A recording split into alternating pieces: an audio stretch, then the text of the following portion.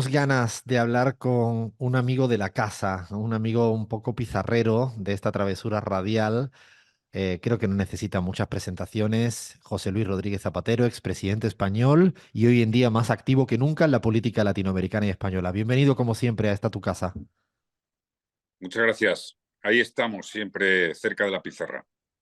Te extrañamos siempre por acá, queremos hablar todo el tiempo contigo y esta vez voy a empezar directo y al grano, porque ya todo el mundo sabe de lo que ha ocurrido en estas declaraciones, difícil de buscar calificativos, del presidente argentino Javier Milei sobre el presidente español y su entorno familiar, y lo que ha ocasionado en términos de ruptura o al menos de llamada a consulta de la embajadora española en Argentina. ¿Cuál es tu análisis, tu visión, sobre todo primero de Javier Milei como presidente de la Argentina?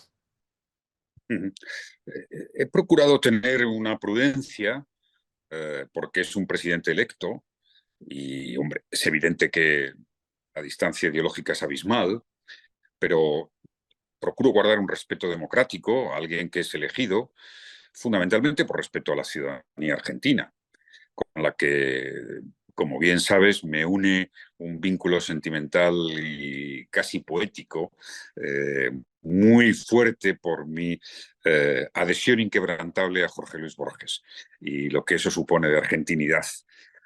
Pero ciertamente lo que hemos visto este fin de semana en Madrid, con la intervención del presidente Milei, eh, en mi dilatadísima vida política,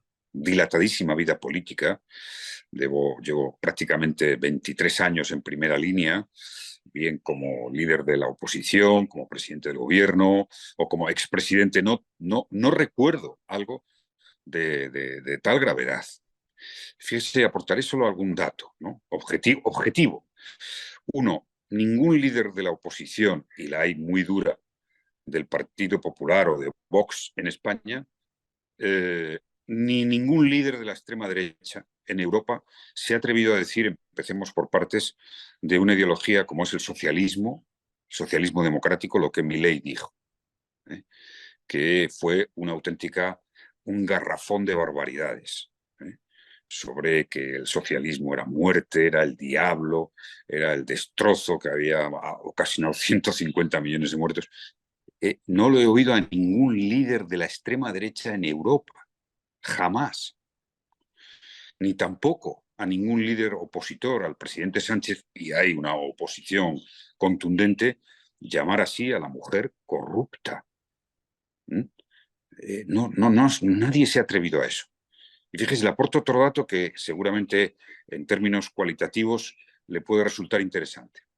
Hoy los cuatro editoriales de los cuatro grupos principales de comunicación escritos, que obviamente marcan línea, El País, El Mundo, el ABC y La Razón, que es el periódico donde presentó su libro el viernes, el señor Milei, censura sin matices, una censura contundente, lo que el presidente Milei hizo en España. Además, en España. Que, hombre, todos los que hemos sido presidentes y expresidentes sabemos que hay una cortesía, unas reglas básicas, elementales, cuando estás fuera de tu país y mucho más te diriges fuera de tu país a los dirigentes de tu país. De verdad, esto es muy grave, es muy serio y no tiene precedentes. Yo, en fin, no sé cómo la ciudadanía argentina lo va a interpretar, tampoco quiero interpretarlo por ellos, pero debo decir simplemente subrayar que, uno, en España la opinión pública está sorprendida y preocupada porque Argentina es un país querido, porque el presidente vino aquí a un acto político y nadie le cuestionó, el gobierno facilitó absolutamente todos los medios que se tienen que dar a un presidente de un país y, en fin, no lo recuerdo, ¿eh? Son 23 años de vida muy dilatada. Desde luego, alguien puede ser muy empecinado, tener, en fin, una visión de la política como permanente confrontación, pero la defensa de las ideas casi nunca tiene ninguna virtualidad ni ninguna razón cuando se producen con el insulto, la descalificación. En segundo lugar, cuando uno es presidente de un país, representa a todo el país y debe tener la medida de saber que sus palabras en otro país producen un efecto al país que presides. Y hoy en día, pues muchos españoles que queremos Argentina, nos preguntamos, ¿qué hacemos? ¿Qué hacemos? ¿No? ¿Cómo es posible esto? En definitiva, creo que es una situación grave. Me parece que el gobierno de España ha tomado una posición firme que va a mantener, ya no solo por el presidente Milei y por lo que ha supuesto esto, sino porque si desbordamos ya los límites básicos de las reglas de relaciones entre gobiernos, entre países, ya no va a quedar nada, no va a quedar nada, más que un erial para la batalla, para la confrontación, para el odio. Y pienso que esto debe hacer reflexionar a todos los posicionamientos políticos, incluido, por supuesto, al partido que representa el señor Milei y ojalá también al presidente Milei, que debería, en mi opinión, pues, hacer una reflexión y pensar que la vida es otra cosa, que la vida es convivencia y la vida es respeto a los demás y a los que no piensen como tú. Es decir, yo no pienso que porque mis ideas estén en las antípodas del presidente Milei, represente una ideología que nos va a llevar a todos a la muerte. No se me ocurriría pensar eso. No se me ocurriría ni pensarlo y menos decirlo. José Luis, ¿cuánto crees que de este tipo de declaraciones, que además no son anómalas, sí para España o contra el presidente español, lo ha hecho en forma parecida contra el presidente mexicano, contra el presidente colombiano, contra el presidente brasileño, en tan poco tiempo y así podríamos seguir? ¿Cuánto tiene de ideológico, de odio o de cierta inestabilidad emocional? O sea, ¿cuál es tu lectura en estos pesos para explicar este tipo de declaración, además estando precisamente de visita en territorio español? Bien, yo pienso que eh, el factor fundamental, más allá del ideológico, que lo he expresado en muchas ocasiones, tiene una ideología eh, antipolítica, anti-institucional, no cree en el Estado, eh, no cree en los derechos, no cree en la igualdad. Pues claro, eso es estar contra todo. Está rabiosamente contra todo, porque afortunadamente la civilización que hemos ido construyendo frente a la guerra de todos contra todos, la carencia de derechos históricamente, de la igualdad como un principio que se consagra en la Revolución Francesa, pues bueno, puede ser un pensamiento preilustrado, ¿eh? Llevado más por la magia o la superstición que por otra cosa. Pero creo que lo que más pesa, en mi opinión, es que hay que saber asumir una victoria. Nadie le niega que fue una victoria inesperada pocos años después, pero en democracia eso representa lo que representa. Yo creo que la virtud, la condición esencial de un gobernante es la contención, más en democracia, saber que tu poder es temporal, que le pertenece al pueblo y que por tanto nunca puedes llevar al extremo lo que pueden ser tus vehemencias, tus inquietudes, No, no.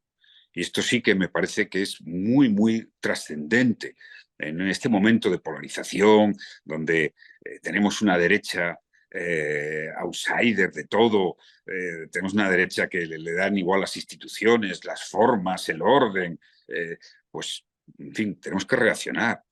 Yo siempre digo que la cuestión aquí, la gran pregunta es si los conservadores van a seguir, los conservadores, las derechas, pero que han formado parte de la construcción de las democracias liberales, si van a seguir esta tendencia o si van a o si van a tener el coraje de poner el freno a esto y de no sumarse. Es decir, por simplificar, yo sigo muy de cerca porque creo que es uno de los factores de esperanza a los que tenemos que agarrarnos, a los republicanos no trampistas o trampistas, no trampistas o antitrampistas, que hay un movimiento, es bien interesante, porque creo que necesitamos que se recuperen esos conservadores, pero en las instituciones, aunque sus ideologías no nos convenzan, no nos gustan, las combatamos.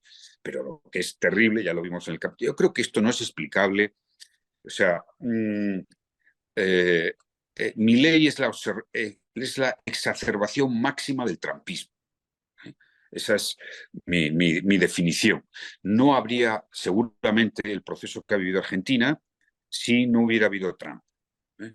Esto, y claro, recordemos que Trump es el Capitolio, es la negación de los resultados electorales y es ahora pues otra situación electoral que nos preocupa en noviembre. ¿Eh? Es decir, si Estados Unidos no tuviera esta crisis, esta gran división, esta parte de la sociedad, esta parte de la derecha que está en esto que llaman alternative right en su día, ¿no? Pues seguramente todo esto no se produciría. Pero pienso que Argentina que es el país de la educación, ¿eh? Los países que mejor educación tiene, que es un país de cultura, que es un país que ha dado a las letras, a las artes, al cine, un caudal tan espectacular, pues, en fin, yo creo que en este momento yo entiendo la crisis económica, la situación social preocupante, la inflación terrible, pero hay cosas que con la desesperación no se soluciona nada. Hay temas que no se soluciona nada y yo espero, fíjese, siempre me agarro a, a mi fe democrática, a mi fe democrática. Yo espero que el gobierno de Argentina reflexione, espero que el presidente argentino reflexione y que haga una rectificación, que tenga un gesto, ya que ha tenido tantos gestos negativos hacia el gobierno de España, tan lacerantes,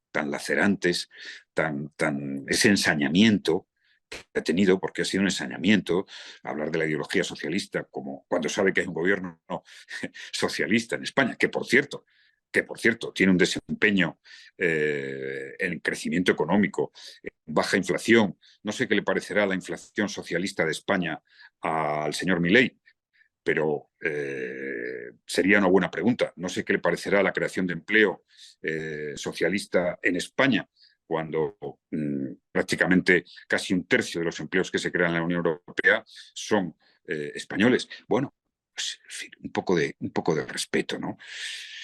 En fin, estoy sorprendido. Nunca pensé que viera las cuatro editoriales de los cuatro principales medios, que la mayoría son no socialistas, obviamente, coincidiendo en esa opinión. Y bueno, siempre soy partidario de rehacer lo roto, siempre soy partidario de promover un diálogo y el presidente argentino, en mi opinión, con respeto lo digo, debería de hacer una reflexión y una rectificación. Él en su presentación del libro, precisamente La Razón, de toda su alocución, yo creo que dijo una verdad, y es que él es el resultado de una carambola electoral. En política, y tienes mucha experiencia, a veces no gana el mejor si no hay una aritmética y hay unas circunstancias de partida. He visto tantos en América Latina, desde el propio Lasso en el Ecuador recientemente, y así podríamos citar otros tantos ejemplos. ¿Cuánto, y conoces bien la Argentina, tiene Javier Milei de carambola electoral, de mérito propio, y cuánto crees que podría construir hegemonía? Porque mirar las cosas en perspectiva implica saber que son 5 meses solo de gobierno, y hemos visto también muchos otros presidentes de la región que comienzan con valores de imagen altísima y han terminado pues saliendo por la puerta de atrás. Sí, sí, caracteriza algo la política en este momento histórico es que lo imprevisible es posible e incluso probable. ¿Eh? Y que los cambios de opinión, porque hay un momento de inseguridad, de incertidumbre, de, de incertidumbre ideológica, económica, de incertidumbre sobre la paz y la guerra, eso provoca siempre unos movimientos muy pendulares. Yo no le voy a restar ningún mérito, porque como demócrata debo hacerlo a la victoria del presidente Milei, porque logró tener la mayoría y para mí eso tiene una gran importancia. Siempre hay que asumir que cuando uno no gana una elección, y obviamente no era mi candidato preferido, eh, pues debe hacer una reflexión autocrítica. Pienso que se gana proponiendo una alternativa más convincente, más sólida, más creíble y haciendo una tarea de oposición que es tan importante, lo he dicho muchas veces, como el gobierno.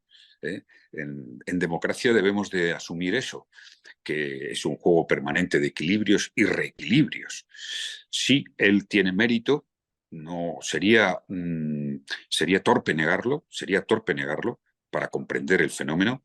Y fíjese que cuando yo estuve meses antes de las elecciones en Argentina, recuerdo muy bien que di una conferencia en Rosario, en la Universidad de Rosario, y todavía Milei no estaba ni en el 15% de las encuestas, y allí hubo gente que ya me dijo que iba a ganar Milei porque la gente quería un cambio y le daba igual que cambio fuera, que quería un cambio. Bien, esto va a depender de dos factores: cuál sea el desempeño real. Yo creo que con el programa político y económico de Milei es prácticamente imposible que el desempeño sea un desempeño de progreso. Y dos, va a depender de la alternativa que se frague y que se genere. Y esto es, yo creo que los argentinos y argentinas que no votaron a Milei, que no creen en Milei, es la tarea a la que debían de estar empeñados con más ilusión.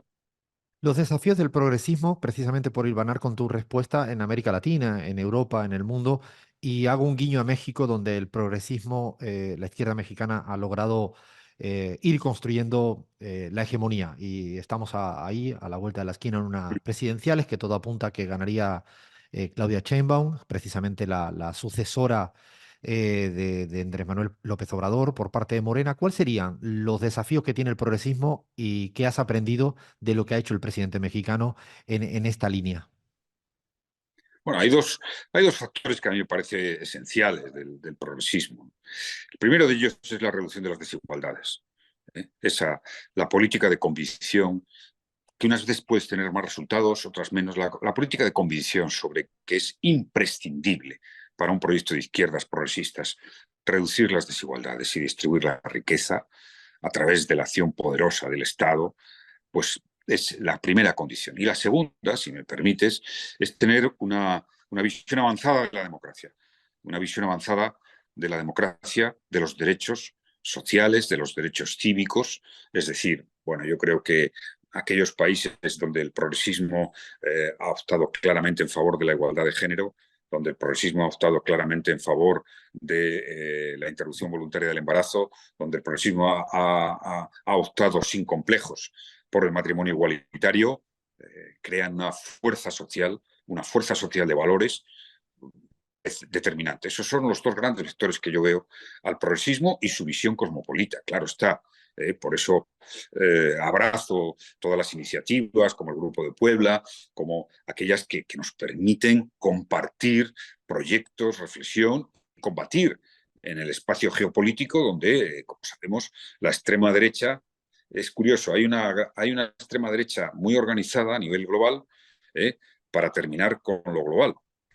Para terminar con, con, Naciones Unidas, al que ven el globalismo, ¿no? Y hablan del globalismo como si fuera una especie que nos persigue a todos, para terminar con los objetivos del desarrollo sostenible.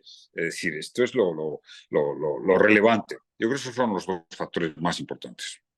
José Luis, en este último tiempo has pasado de ser un expresidente muy activo en batallas políticas y electorales, disputando sentidos comunes y disputando el terreno siempre complejo y controversial que es una campaña.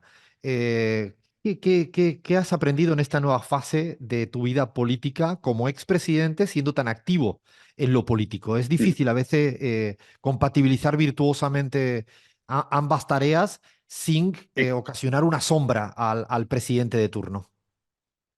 Bueno, he aprendido varias cosas. Y me parece además que esa es una actitud de salud intelectual, que siempre tenemos que estar dispuestos a aprender, incluso cuando creemos que ya en la política, como llevamos muchos años y hemos ido de todo, puedes aprender. La primera de ellas es que he confirmado, afortunadamente, que la política no es solo el poder. Es más, diría que incluso hay espacios en la política más atractivos y más creativos que el poder. Es decir, la política son las ideas, son las convicciones, Yo digo siempre que el mejor discurso político es la convicción que tengas. Me cuesta, además se nos nota. Los políticos se nos nota cuando estamos hablando de un tema con convicción o cuando estamos hablando de un tema, pues en fin, casi de oficio, como decimos aquí, ¿no? Por reglamento. O sea, a mí si me toca hablar de los mercados financieros, pues no me entusiasma nada. Si tengo que hablar de la igualdad de hombres y mujeres, pues seguramente se me ve apasionado porque es un tema que me llega muy dentro. Es decir, por tanto, la experiencia de que la política no es solo el poder. Y eso es un estímulo más para creer en la política. Dos, el valor de la lealtad eh, es un valor que tiene una fuerza extraordinaria. Sí, en esta temporada, desde las elecciones, desde la campaña de las elecciones generales, si hay algo que me dice la gente en la calle, por supuesto no solo los militantes del partido, que agradecen mucho y sueltan todo el cariño, no, la gente en la calle normal, incluso gente de derecha, dice, oiga, Zapatero, presidente Zapatero, le reconozco la lealtad que usted tiene a unas siglas, que es el partido, a su gobierno, cuando ahora ya pues ha sido de todo. Bueno, eso también reconforta y una lección para el progresismo en general y la izquierda en todos los sitios, también en Latinoamérica y demás, para todas las izquierdas. No sé si se me entiende, ¿no? No sé si me entiende. Se te entiende, se te entiende entre líneas, muy bien. Los ciudadanos que votan progresista quieren políticos que se preocupen menos de las divisiones y más de los grandes objetivos. Y por tanto quieren verles con lealtad a su proyecto y a lo que representan, unas siglas u otras siglas. Esto me parece que es una lección que tenemos que incorporar, y que yo la he vivido, la estoy viviendo en carne propia. Y tercero, claro, hay algo que esto sí que es novedoso, es la fuerza que da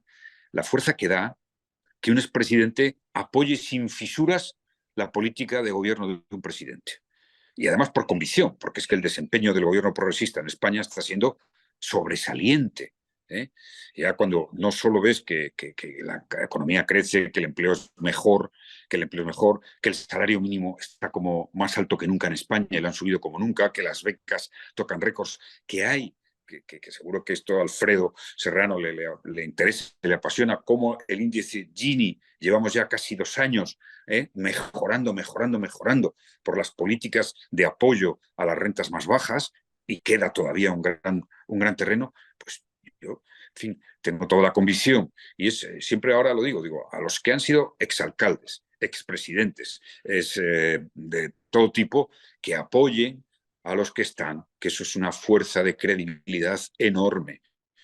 Esas son las tres lecciones: la política más allá del poder, la lealtad como gran valor y lo que puedes aportar a tus ideas cuando has tenido ya una tarea y luego pues debes mantener el compromiso. Fíjate la fuerza, lo explico muchas veces en las charlas estas que damos los presidentes, lo puedo decir aquí ahora. Yo cuando llego a los actos, los mítines, que me gustan, ciertamente, y los compañeros y compañeras que están en las primeras filas, muchas veces empiezo con una idea, ¿no? Que es, lo disteis todo por mí, para que yo fuera presidente del gobierno, y ahora lo voy a dar todo por vosotros para que mantengamos el gobierno.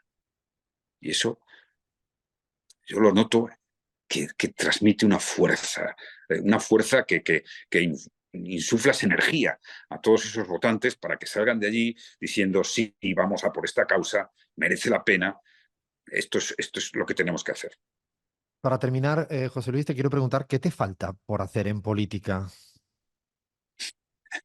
Bueno, no, a mí personalmente no me falta nada, porque quien ha sido presidente del gobierno de España, pues ya pues, no puede llegar a nada.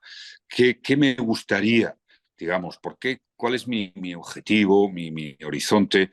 Eh, pues eso, que el signo de progreso que marcó la Ilustración, la Revolución Francesa, la construcción europea, la Declaración de los Derechos del Hombre, los Objetivos del Desarrollo Sostenible, que por primera vez en la historia, en el año 2000, Naciones Unidas aprueba un programa común para erradicar la pobreza, el hambre en el mundo, que ese ciclo, que incluye, por cierto, como muy importante, la paz, porque si vamos a tener un orden global en conflicto, con guerras o con divisiones, vamos a retroceder en la lucha contra la pobreza, en la lucha contra las desigualdades y en la consolidación de los grandes objetivos de los derechos que Naciones Unidas ha marcado. Entonces, sí, el objetivo es que la corriente ilustrada de progreso que ha dado las mejores páginas de la historia de la civilización no se interrumpa por esta marea de garrafón, de ideología de garrafón, porque no puede ser de otra manera calificada, que, en fin, ayer decía en un meeting, cuando se habla de esta tendencia que hay en ciertos sectores, de decir, bueno, hemos ido muy lejos en la igualdad entre hombres y mujeres, hemos ido muy lejos en los derechos de las mujeres, después de siglos y siglos de patriarcado, de dominio absoluto, y ahora que respiran un poco la igualdad, apenas la respiran, dice que ya hemos ido muy lejos.